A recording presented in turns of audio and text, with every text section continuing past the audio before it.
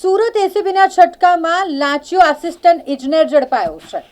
પાણીની લાઈન નાખવાના કામની મંજૂરી માટે 50,000 રૂપિયાની લાંચ માંગી હતી આ આસિસ્ટન્ટ ઇજનેર જિગ્નેશ મોદીએ, જેને એસીબીની ટીમે રંગે હાથ ઝડપી પાડી જેલ ભેગો કર્યો છે।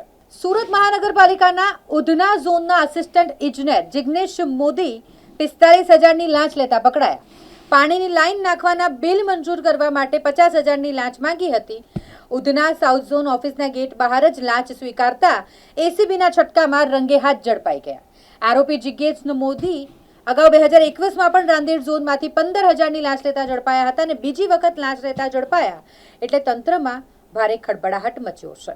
ગત રોજ એસીબીમાં ફરિયાદ મળેલી ઉધના ઝોનમાં ફરજ બજાવતા આસિસ્ટન્ટ ઇજનેર જિગ્નેશ મોદી, જેઓએ ફરિયાદીને પોતાનું પાણી અને ગટરના જોડાણનું જે કામ હતું એના અવેજ પેટે 45,000 રૂપિયાની લાંચની માગણી કરેલી, જે 45,000 રૂપિયાની લાંચની તેઓએ સ્વીકાર કરતા પકડાઈ ગયેલા છે, જેઓ વિરુદ્ધ કાયદેસર કાર્યવાહી હાથ ધરી ઇન્વેસ્ટિગેશન ચાલુ છે। આ જિગ્નેશ મોદી અગાઉ 2021માં પણ જ્યારે રાંદેર ઝોનમાં ફરજ બજાવતા હતા એ દરમિયાન પણ 15,000 રૂપિયાની લાંચની માગણીમાં અને એ સ્વીકારમાં પકડાયેલા છે, જે કેસ હાલ કોર્ટમાં પડતર છે। આ બંને જે લાંચ છે જે અગાઉ હતી એ પણ અને અત્યારની પણ એ પાણી અને ગટરનું જે જોડાણ હોય છે એનો જે કામો છે એ જ કામ રાંદેર ઝોનમાં પણ કરતા હતા અને અત્યારે ઉધના ઝોનમાં પણ કરતા હતા।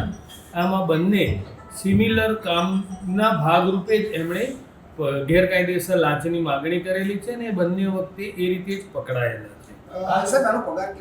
આ જિગ્નેશ મોદી એ એમનો હાલનો પગાર છે 1,70,000 રૂપિયા અને તેઓ લગભગ 2028માં વયનિવૃત્ત